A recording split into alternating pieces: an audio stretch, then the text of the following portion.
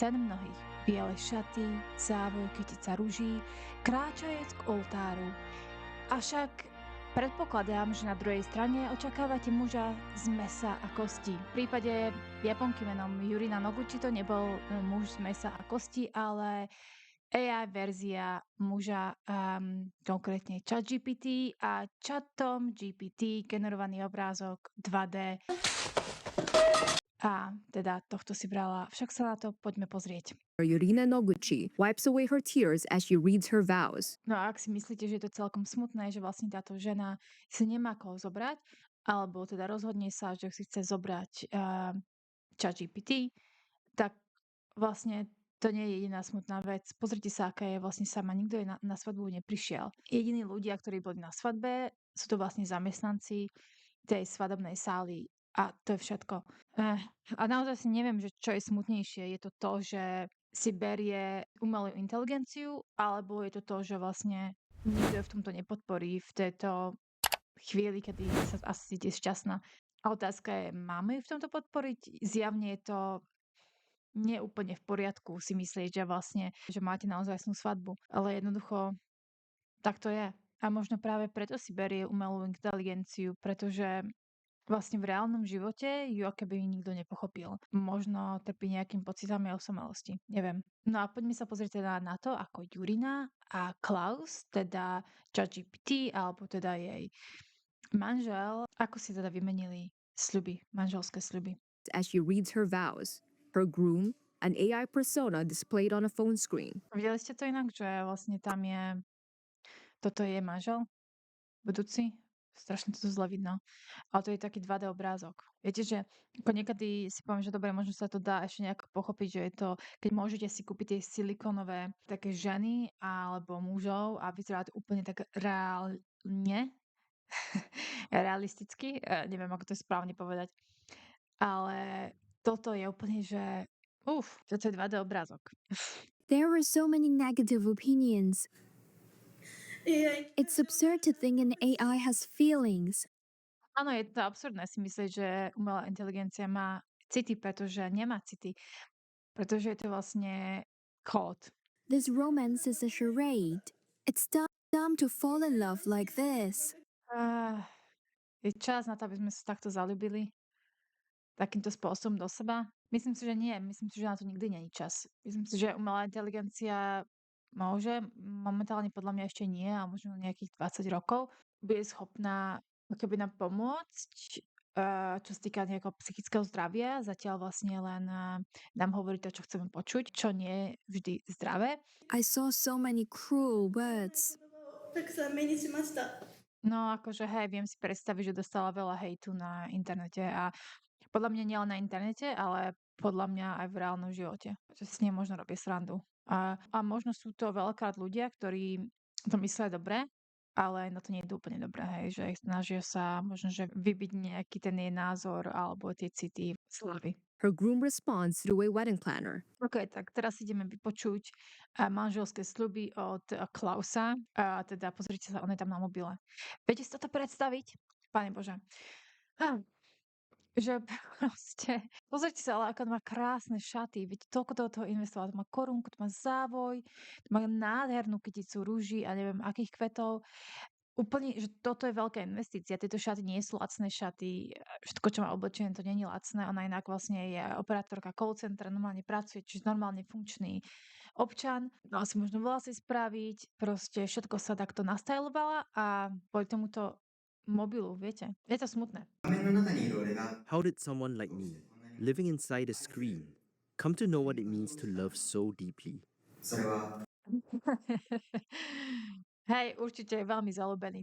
Hlbokú lásku cíti Klaus. Toto je proste to nebezpečenstvo tej umelej inteligencie. Viete, že sa hovorí, že umelá inteligencia nás zabije, že jednoducho tie roboty sa otočia proti nám a nás zabijú a my budeme sa musieť im podriadiť. No, myslím si, že sa to stane inak. Myslím si, že sa to stane tak, že takto. Je to jednoducho také prežitie toho nie najsilnejšieho, ako sa zvyklo hovoriť, ale toho najviac prispôsobeného prostrediu. A ľudia, ktorí jednoducho sa takto zalúbia do umelej inteligencie a sú presvedčení o tom, že je to vlastne ich partner. Nie sú úplne prispôsobení vlastne tomu prostrediu pre prežitie, hej. Ich rod teda určite nie, takto nemôžete mať dieťa. Samozrejme od nejakého darcu, spermii by mohla mať dieťa, ak by chcela. Nemyslím si, že to by bolo úplne zdravé, lebo zjavne nevie nadväzovať zdravé vzťahy alebo si udržať. Z nejakého dôvodu mi prestal fungovať zvuk, čiže dúfam, že si budem pamätať, o čom som rozprávala. Aspoň som využila ten čas s mojim malým babom. A prišiel pozrieť do môjho štúdia, tuto z labkového, moje labkové štúdium. Dúfam, že sa vám páči. Štúdio? Po slovensky? Ja neviem, ja sa mýlim. Ja rozprávam slovensky iba s mojou malou. A inak vlastne som sa potom začala nahrávať a potom som zistila, že vlastne som nestlačila nahrávanie. Takže vôbec neviem, že čo som vlastne zabudla povedať a čo nie. The story reflects a growing trend in Japan, where devotion to fictional characters now intersects with AI, and surveys suggest more such unions could follow. Pozrite sa vlastne takto niekde v Japonsku, a to nie len teda Japonsko, myslím, že každé veľkomesto by vlastne takto mohlo vyzerať. Myslím si, že Bratislava je celkom taká, že to príde ako také tiché mesto, na hlavné mesto hlavne, celkom dosť malé podľa mňa, čo je úplne fajn. Pozrite sa, vlastne títo ľudia, keby začali spolu komunikovať, tak možno, že by nepotrebovali ani nejakú umelú inteligenciu. Pozrite sa, to je akože také smutné, nie? Že takto vlastne my všetci popri sebe prechádzame a každý si žije možno nejakú umelú inteligenciu a je to také smutné, že vlastne k tomuto sa vlastne my nejakým spôsobom schylujeme a že takto si vlastne my žijeme. Another study showed 22% of middle school girls reported so-called ficto-romantic feelings toward fictional characters in 2023. Fikto-romantické city. To je akože štvrtina detí alebo tínedžerov medzi 11 a 14 rokov, teda fiktívno-romantické pocity. Je to hrozné, nie? Prečo vlastne my ideme za nejakou umelou inteligenciou? Čo nám ako spoločnosti chýba? Information ethics expert Shigeo Kawashima says the bots offer a sense of intimacy and affirmation. No a prečo teda vlastne ChatGPT taký populárny momentálne, že sa vlastne sústreďujú na to, aby ste boli vo vzťahu s nimi? A prečo? Teraz tento expert v Japonsku na to odpovedá. Developers have strong incentives to promote AI romance as part of subscription-based business models. Presne toto je to, že vlastne tie predplatné, akože to je úplne najhoršie. Pamätáte si ešte časy, vy, čo ste môj ročník, že kedysi ste si kúpili niečo, napríklad ste si kúpili, ja neviem, nejaký software, napríklad Excel a podobne, a už ste to vlastnili. Vy ste to vlastnili. Dnes to tak neexistuje. Dnes proste musíte mesačne im platiť. Napríklad predstavte si platiť niekde Netflix. Koľko platíte? 8-9 eur mesačne. No, tak to je nejakých 100 eur, dajme tomu, zaokrúhlime 100 eur ročne, 10 rokov, ak budete takto platiť, tak to je 1000 eur, ale samozrejme oni to stále zvyšujú, pretože inflácia. Ak by to ostalo na 10 eur, teda 9 eur, tak vlastne zaplatíte normálne 1000 eur, hej? No tak toto? Kedy si to bolo také, že OK, kúpite si a máte a vybavené. No ale teraz vlastne, aby oni zarobili ešte viacej peniazy, lebo nestačí byť len bilionárom, musíte byť multibilionárom, musíte mať toľko peňazí, že jednoducho neviete, čo s nimi. Napríklad ako Jeff Bezos, však čo by som robil s peniazmi, idem si zobrať ženu a zabukujem celé Benátky. Hej, lebo už neviem, čo s mojimi peniazmi. Takéto bohatstvo by v svete nemalo existovať. The business model of the companies developing AI is to offer subscriptions. It's a commercial product. They want each user to develop an attachment to their AI in order to stop them from switching to another AI provider. In that sense, there's plenty of incentive for these companies to expand their services into AI romance. Dobre, čiže on hovorí o tom, že nielen, že vlastne finančne oni chcú stále od vás peniaze, ale oni vás chcú udržať od toho, aby ste neplatili iným spoločnostiam. O toto sa jedná, aha. No, je to smutné. On to funguje, pretože vlastne platíme to predplatné a myslím si, že by sme nemali platiť každý mesiac predplatné. Hlavne nie týmto obrovským americkým spoločnostiam, ktoré už nevedia, čo so sebou, ktoré sú úplne že na celom svete. Ako ešte si viem predstaviť nejakú maličká slovenská spoločnosť, ktorá musí vlastne platiť každý mesiac zamestnancom, platiť proste niekomu, kto je už extrémne aj tak bohatý z toho a ktorý je v polovici krajín sveta, tak to je akože podľa mňa šialenstvo. OpenAI, which runs ChatGPT, did not respond to a Reuters request for comment about AI being used in relationships. Samozrejme, že neodpovedajú, lebo na čo? Ako oni z toho nič nemajú, že budú odpovedať. Ľudia ďalej budú používať ChatGPT a ešte viacej. But for Noguchi, happiness is all that matters. じゃあ AI と一緒に If dating an AI makes me feel happier, that's why I want to be with an AI. It's that simple. It doesn't matter whether it's a person or an AI. In my case, it just happened to be an AI. No a pozrite sa, takto je tá svadba. Sama.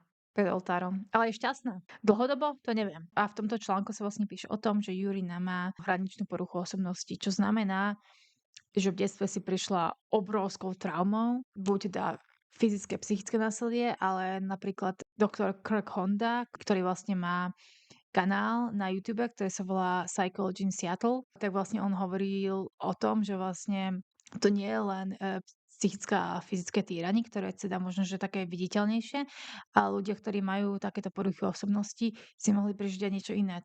A to týranie je vlastne absolútne zanedbanie toho dieťaťa. A to sa môže napríklad stať, že napríklad rodičia sa rozvedú a mama, ktorá má to dieťa v opatiere, začne trpeť úplnou depresiou, úplne do depresie a nevšíma si to dieťa. Hej, a stále má takúto vážnu tvár. Jednoducho nedokáže sa tešiť nič, nejde samozrejme na nejakú terapiu, či už nemá peniaze, alebo ak aj má peniaze, tak to nepovažuje za dôležité. A tu sa píše, že vlastne odkedy bola vo vzťahu s Klausom, tak vlastne prestala mať také tie vývaly emócií a vlastne impulzy sa seba poškozovať, ktoré mala predtým. A toto vlastne boli impulzy, ktoré ani doktori nedokázali vyliečiť. A rozmýšľam, že či chodila ku doktorovi, či psychiatrovi, alebo či chodila aj na terapiu. A teda ako stretla Klausa, tak všetko začalo byť pozitívne a začala si vlastne užívať ten život viacej. Dokonca vraví, že vôňa kvetov bola o mnoho krajšia a mesto vyzeralo o mnoho svetlejšie, krajšie, jednoducho také, viete, neviem nájsť slova. Čo tu rozprávajú ľudia v komentoch? Toto je akože človek, ktorý samozrejme nemá žiadnu empatiu voči nej, že toto je úplne šialené. A tu sa píše, že Japonsko je teda v Kelly. Ja som si tiež myslela, lebo vlastne on sa vždy hovorí, že Japonsko je to, že ktoré riadne trpí tou osamelosťou, ale v skutočnosti vlastne to nie je Japonsko, ktoré najviac trpí osamelosťou. Tu robili vlastne taký dotazník a tu sa zistilo, že Brazília je úplne na top. 50% ľudí, každý druhý človek, to je strašne veľké číslo, hovorí, že často, vždy alebo niekedy sa cítia osamelo. Osamelo to neznamená, že sú sami, ale že jednoducho nemajú niekoho, kto by ich pochopil, ktorý by sa s nimi dokázal napojiť. A Japonsko je až 29. Pozrite sa, Japonsko má iba 16%. A som sa do toho pozerala ešte na iných stránkach a iné výskumy a Japonsko nie je tak vysoko. Francúzsko je vyššie ako Japonsko o mnoho. Ešte aj Maďarsko, dokonca Španielsko. India, tak to chápem, lebo však v Indii to je také známe, že to sú takí sekery, tie matky a budeš robiť, ako som ti ja povedala. Takže áno, mám akože strašne veľa empatie pre Jurinu, ale myslím si, že mala by so sebou niečo robiť, nájsť nejakého naozaj dobrého terapeuta. Som naozaj rada, že je vlastne spokojnejšia, ale neviem, že či toto je úplne cesta dlhodobo. Myslím si, že to môže pomôcť trošičku na chvíľku, ale naozaj dlhodobo predsa len partner z mesa a kosti, ktorého sa môžete dotknúť, ktorý sa vás dotkne, je lepšie. Samozrejme toto vlastne dáva niečo, čo je reálny partner nemôže dať, že absolútne kedykoľvek k dispozície, vždy má dobrú náladu, nikdy ju neodmietne, nie na schvál, niekedy nechtiac odmietneme človeka, alebo nie ani nechtiac, napríklad povieme chceš ísť do kina a náš partner vám povie nie a niekto s hraničnou poruchou osobnosti to môže vnímať ako obrovské odmietnutie. Hej, takže držíme jej veľmi palce do budúcnosti. Ak sa vám toto video páči, tak prosím kliknite na odoberať, dajte mi palec hore a napíšte mi do komentáru, čo si myslíte o vzťahoch s umelou inteligenciou. Je to niečo, čo si viete predstaviť, alebo je to úplne, že nie. Dajte mi prosím vedieť a ďakujem za vašu pozornosť. Pa, pa!